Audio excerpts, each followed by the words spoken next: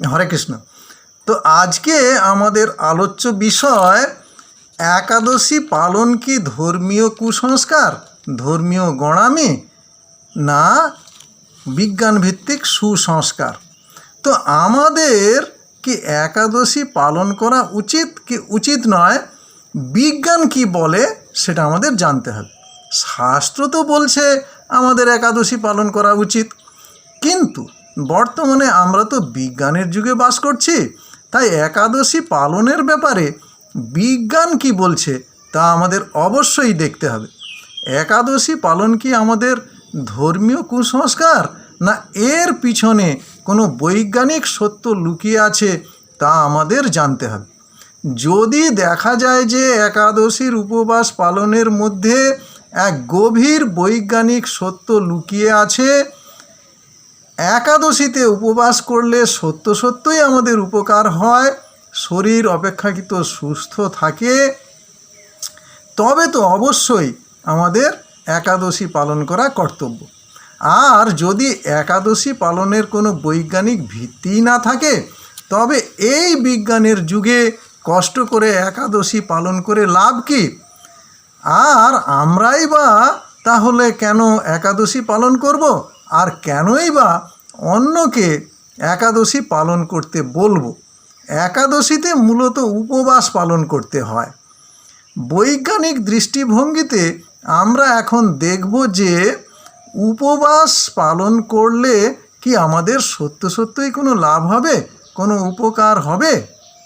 2016 সালের আগে হলে একাদশীর উপবাস পালনকে হয়তো কুসংস্কার বলা যেত, কিন্তু 2016 সালে জাপানের একজন বিজ্ঞানী ইয়োশিনোরি ওসুমি উপবাসের উপকারিতা সম্বন্ধে গবেষণা করে অটোফেজি আবিষ্কার করেন।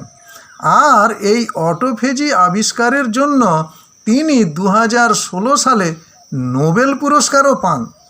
আর আমরা যারা একাদশী পালনকে কুসংস্কার ভাবতাম, আমাদের সেই ভুল ধারণাও পরিবর্তিত হয়ে যায়। আমাদের সেই ভুল ধারণাকে ভুল প্রমাণিত করে একাদশীর উপবাস হয়ে গেল সুসংস্কার আর সুঅভ্যাস। এখন আমরা জানার চেষ্টা করব অটোফেজি কি। গ্রিক শব্দ অটো অর্থ নিজে, আর ফেজি অর্থ হলো খাওয়া।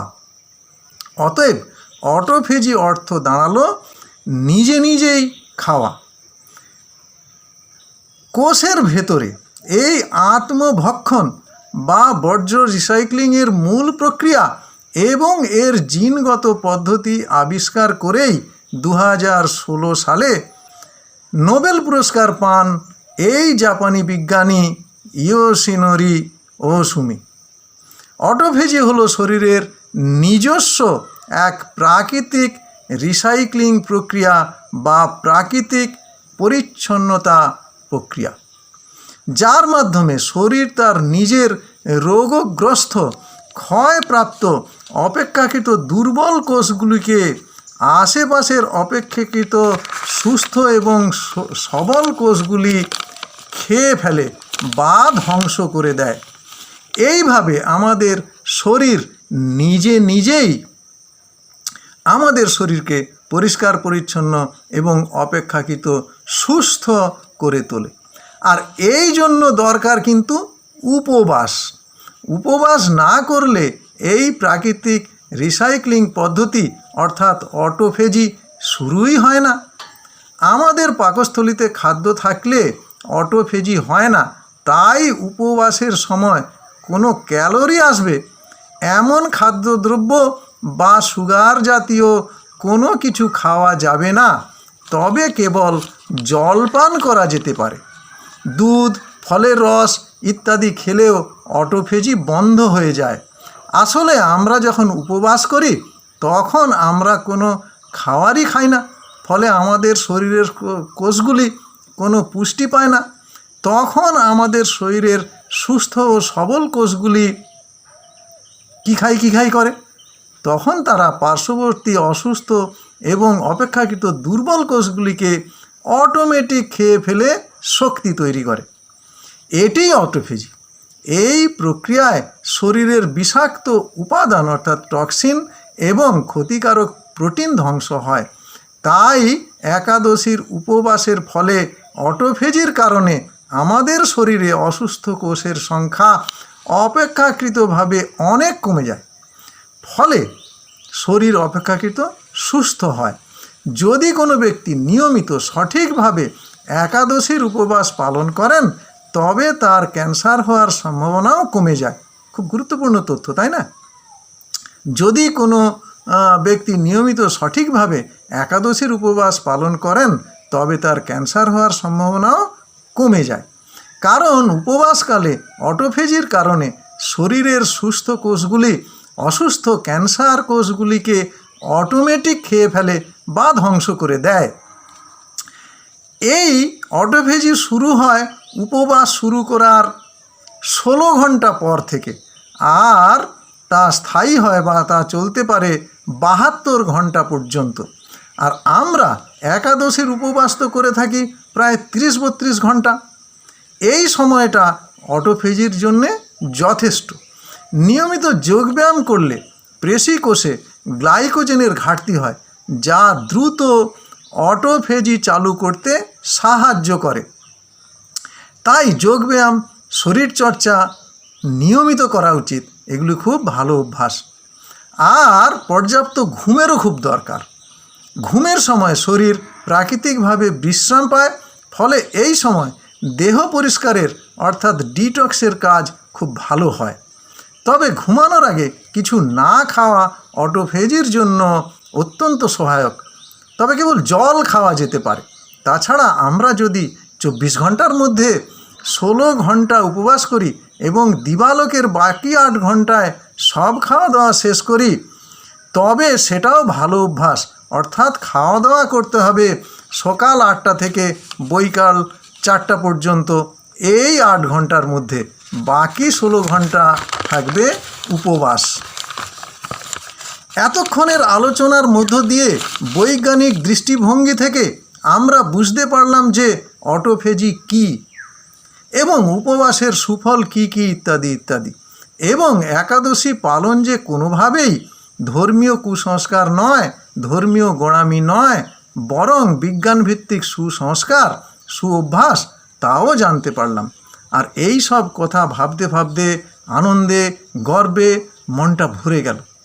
এই ভেবে যে আমাদের সুপ্রাচীন সনাতন ধর্ম, সনাতন বৈষ্ণব ধর্ম সংস্কৃতি কি গভীর বিজ্ঞান নির্ভর একটা ধর্ম এবং সংস্কৃতি, এবং আমাদের পূর্বতন আচার্যরা, আমাদের প্রাচীন আর্য মুনি ঋষিগণ কি উন্নত চেতনার ও উন্নত বিজ্ঞান ভিত্তিক জ্ঞানের অধিকারী ছিলেন, এটা ভাবতেও ভালো লাগে, আশ্চর্যান্বিত হই।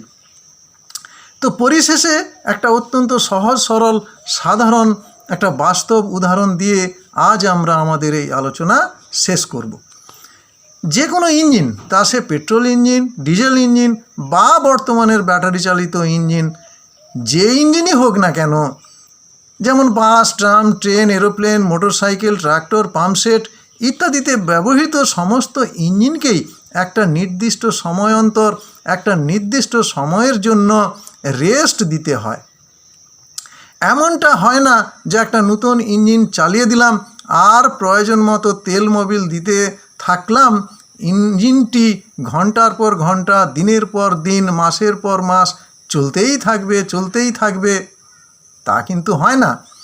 একটা নির্দিষ্ট সময় অন্তর, নির্দিষ্ট সময়ের জন্য রেস্ট না দিলে সেই ইঞ্জিন বেশি দিন টেকে না, সেই ইঞ্জিন খুব তাড়াতাড়ি খারাপ হয়ে যায়। সেইরূপ আমাদের যে দেহরূপ ইঞ্জিন, এটাকেও রেস্ট দিতে হয়, তাহলে আমাদের দেহরূপ ইঞ্জিনও সুস্থ থাকবে এবং দীর্ঘায়ু হবে। আর আমাদের এই রেস্টই হলো আমাদের একাদশী। 15 দিন অন্তর একদিনের উপবাস, অর্থাৎ একদিনের রেস্ট। আর এই রেস্টের ব্যাপারটা কে ঠিক করেন?